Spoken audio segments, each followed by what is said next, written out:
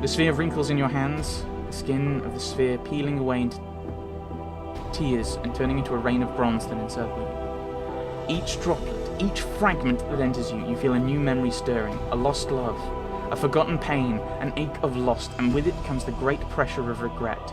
Regret of careless actions, the regret of suffering, regret of war, regret of death, and you feel your mind begin buckling from the pressure. So much all at once, so much damage done to others, so much so an entire fortress may be built from such pain.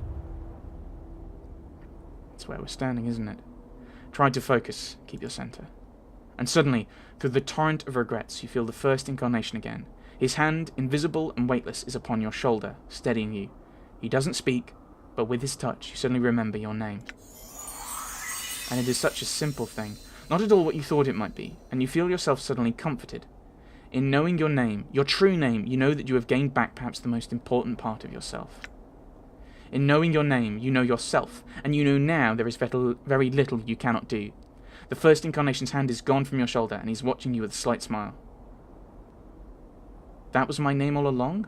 But if I was... The first incarnation holds his finger to his lips, silencing you. He nods at the symbol at your arm, as if indicating you should make use of it. Examine your arm. Reads Bob. The symbol of torment, seems brittle somehow, as if it is only barely holding itself to your skin. Unconsciously, you reach out and peel it from your arm. It gives way with a slight resistance, like pulling off a scab. As you hold the symbol, you know you can harness its power. It no longer rules you. I no longer wear the symbol. Does that mean... As you get halfway through your question, you realize there is a heavy silence within your mind. You can no longer feel the presence of the first incarnation within you. Take the symbol. I feel stronger. Stronger! Invokes the Rune of Torment. You may harness its power to bring retribution against your enemies. I don't need those... Actually, I might need those bandages. Bandages might be useful. Stronger! Level up. Spell memorization abilities have increased. Oh my goodness. Wow! I have 7 points, so if I put them all in here... Okay, so it's... If I put it up by 1, I get there. But 20 doesn't give me anything. It's when it starts... Then it's every other. So I think we go to 160. Dex will boost my defense, which I think is probably quite useful. My armor class will go down to 7 base. Or I could go to strength and do more damage, but I think Dex, building on my Dex is probably a good idea, just armor class.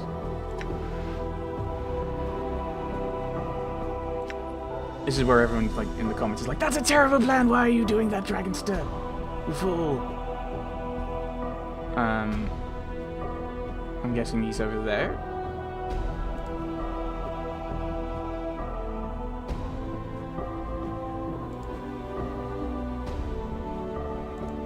Why are they dead? I'm actually sad now.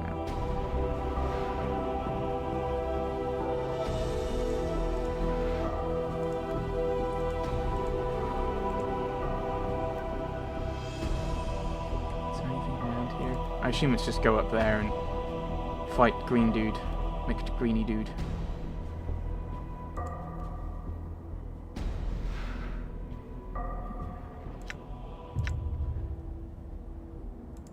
Yeah, I don't think there's... Well, I can't... Oh, can I...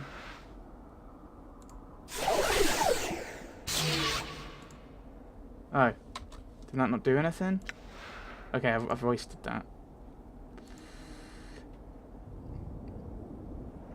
I'm actually going to reload now that... Because it shouldn't let you target something you can't... That doesn't work. Is there an autosave? I'm going to save because I'm scared that it's not going to work. I've got to go through that entire section again. Oh... Oh well. That's annoying, game. That's annoying. So now... I can only get 2 of them rather than 3 of them. I thought I'd be able to just bring her back.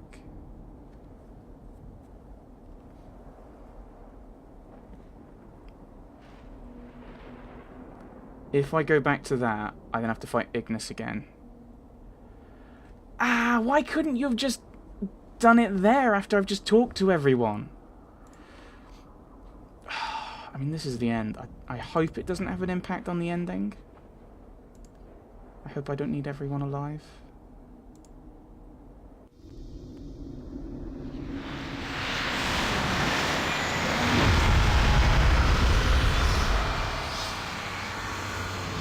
So you have come. Then you shall die again.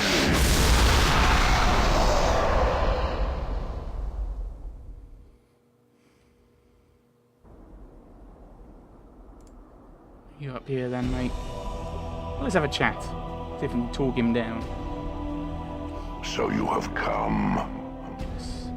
You are unwelcome here, Broken One. What have you done to my friends?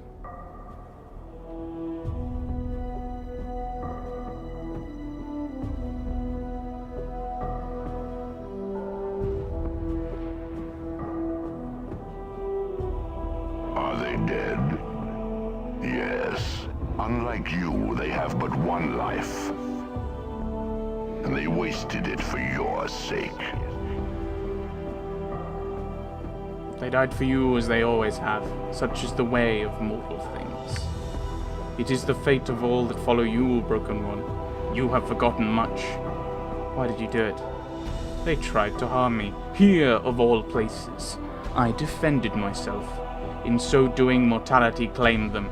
Their deaths were by their own hand. No!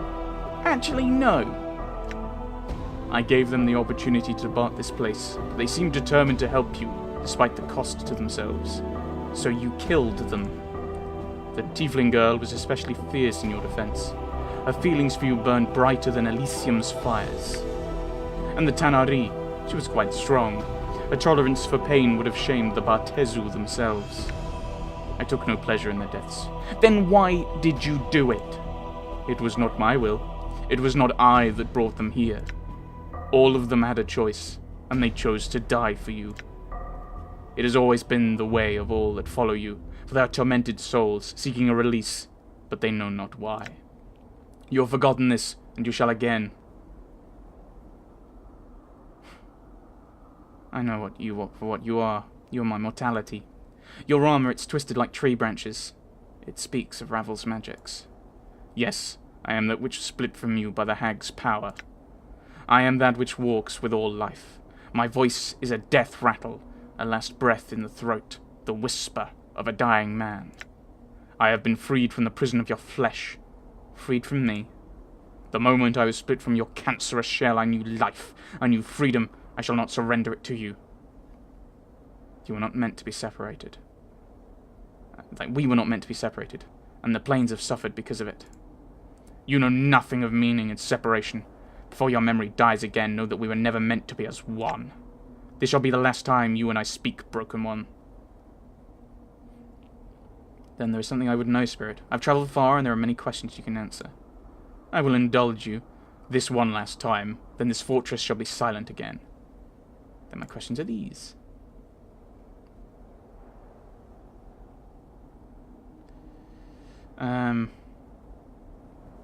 You have done everything you can to prevent us from meeting face to face. Why? Do you think I fear to face you, Broken One? I do not.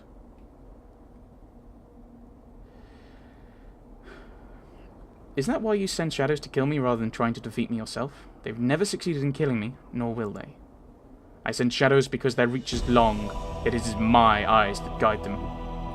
So the shadows can travel distances you cannot. There is nothing I cannot do. Yet you never travelled beyond these walls to fight me, only sent shadows. That is how a coward fights. My energies are needed to sustain this place, Broken One, else it would be my hand on your throat with each of your deaths. I may not travel beyond these fortress walls for long.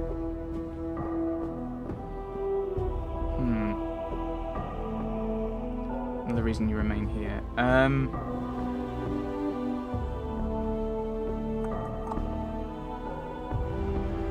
Then that crystal you set up to try and segment me and trap me. You didn't want to kill me, you only wanted to imprison me.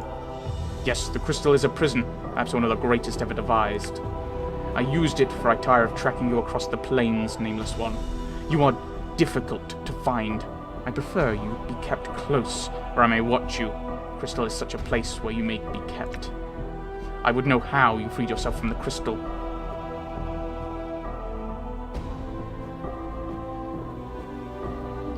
Why am I difficult to find? It is of no consequence. Oh, why not tell me then? I will forget this anyway, and I would know this last time. Just as there is power in names, there is power in not having a name. The eyes of the plains slide off such a one. One such as you, and one such as I. I would know how you freed yourself. I had helped the woman I brought here long ago. Dainara freed me. Ah, the love-torn spirit. There are times I have felt her echo in the halls of this fortress. She shall not free you again. She won't need to. There are other things I would know. I may be immortal, but Ravel told me that ritual was flawed. Whenever I die, I lose a fraction of my mind. In my time, after many deaths, I shall lose the ability to even think for myself. It is of no matter. You cannot die. Your mind may be lost, but your flesh will live on. That is all that is needed. Needed? Why? So he can live, isn't it? We share a link, you and I, however small. I do not wish you destroyed, only far from me. So you don't want to kill me, because if I were to die, that link would be broken. You cannot die. Well, if I cannot die, you can't exist. You're my mortality. Perhaps once, no longer. I have changed. I have transcended and become something greater. Perhaps so, but at your core, you're still my mortality. If I die, you die. You know nothing of what you speak. Your words are hollow, as is your shell. I think I know exactly what I'm saying. If I were to be destroyed, you would be destroyed. You listen, but you do not hear. Know that you cannot die. Other things I would know, okay?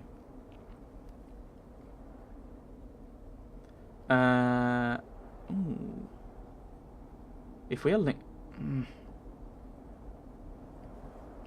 If we are linked as you say, then speak our name. You will never know your name, Broken One. You don't know what our name was, do you? There is no one in all existence that knows our name. This is our shield. Names carry power. When one is nameless as we are, then one is strong. We cannot be hunted. We cannot be tracked. We cannot be harmed. Our name is known to me, creature, and knowing I have become strong. You lie, our name is lost, forgotten, so it shall remain till eternity dies. Do I lie? If you are of me, you know when I deceive you. I do not lie now. Even with such knowing, you do not have the power to defeat you. Yes, I do. And I shall not allow you to trick me into a battle that is not even necessary. For in knowing my name, my true name, I know yours. There's nothing more you can do to me. I will unmake you.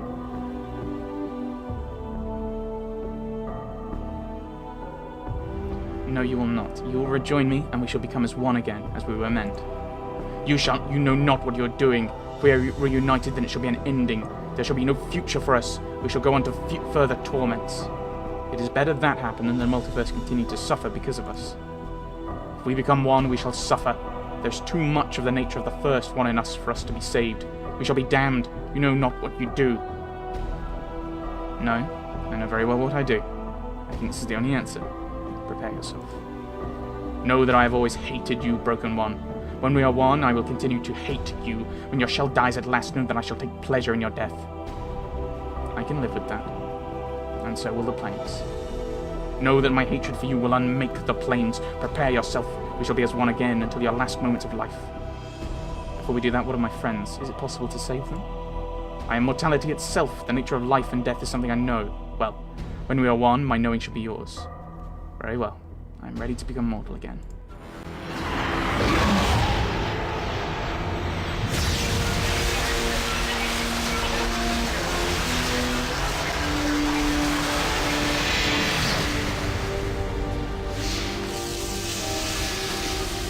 Yay, armor!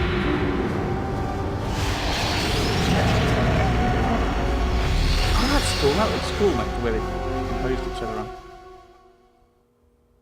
Can we bring everyone back now?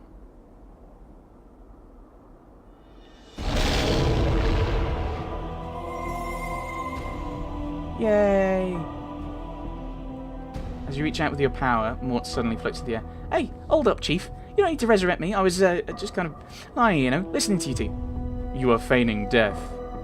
Well, yeah, I mean, I'm already dead, and what happened to your voice? I am something else now. Time runs short, and soon time and fate will catch up with me. I will return you to Sigilmort, if you wish it. What? Return me? What about you? Come on, Chief. I may be a coward, but there's no way I'm leaving you in this place. Many are the crimes that were committed when my mortality and I were split. These crimes carry a price. You may not go where I will soon be. Well, I could go with you anyway, Chief, if you wanted me to. I mean, we've been through worse. Not this time. Perhaps one day you and I will meet again, on another plane, but not now. Not to get all misty-eyed, but, it's been a pleasure, Chief. Farewell, Mort.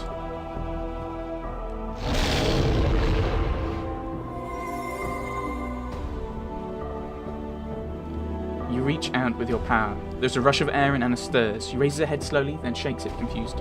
Anna, are you all right?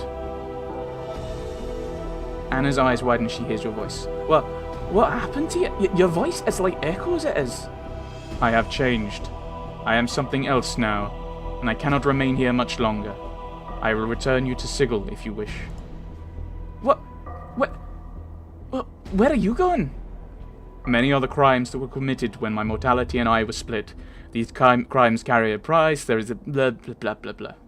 Alright, there is a place reserved for one such as I on the lower planes. It is punishment of a sort. But I don't want you to go. I will not forget how much you were willing to sacrifice for me, Anna. Anna nods. She looks like she's about to say something, but then falls silent. But the unspoken thought remains in her mind, lingering. I do not need your words to know your heart, Anna. Farewell.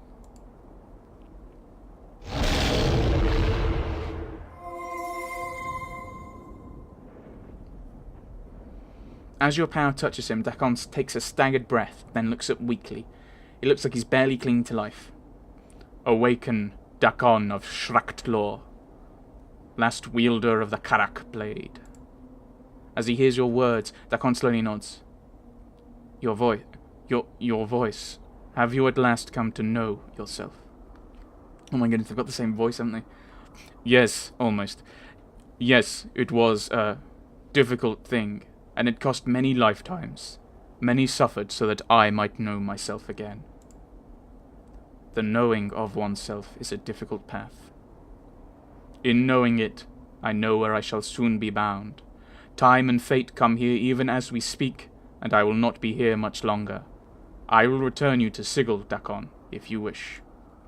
Dakon falls silent for a moment. When he speaks again, his voice is sharp as if severing a link. Know that once I owed you a debt. Know that you saved my life, and know that I followed you to settle that debt. I have paid for your life with mine. The debt is settled. Very well, Dakon. Our two deaths were as one. You will leave this place with your freedom.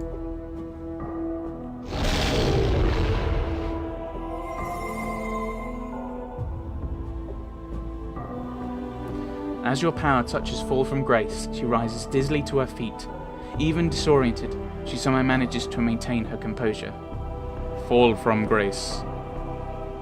Fall from Grace locks up, and she holds your eyes for a moment. Then she smiles, but it is a slight smile that carries more sadness than anything else. Your voice. So you have found yourself at last. Yes, the price was high. The cost was many lifetimes, mine and others. The price of such a thing is seldom measured in copper. Fall from Grace studies your features. Are you still? I am still the one you know, but my perspective has changed. I have not forgotten you, if that is your fear. Fall from Grace smiles again, the same sad smile as before. No, that was not my fear.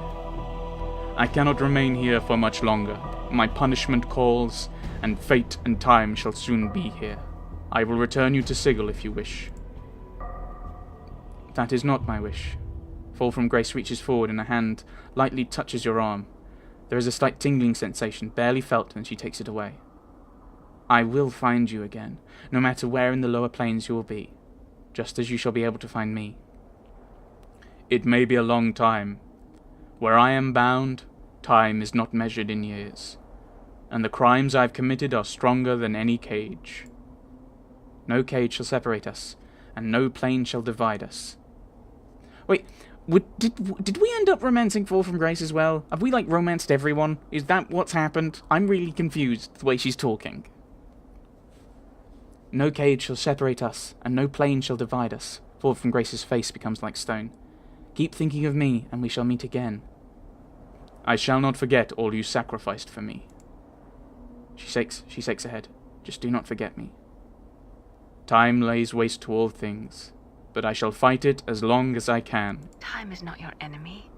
Forever is. Perhaps so. Farewell, Grace.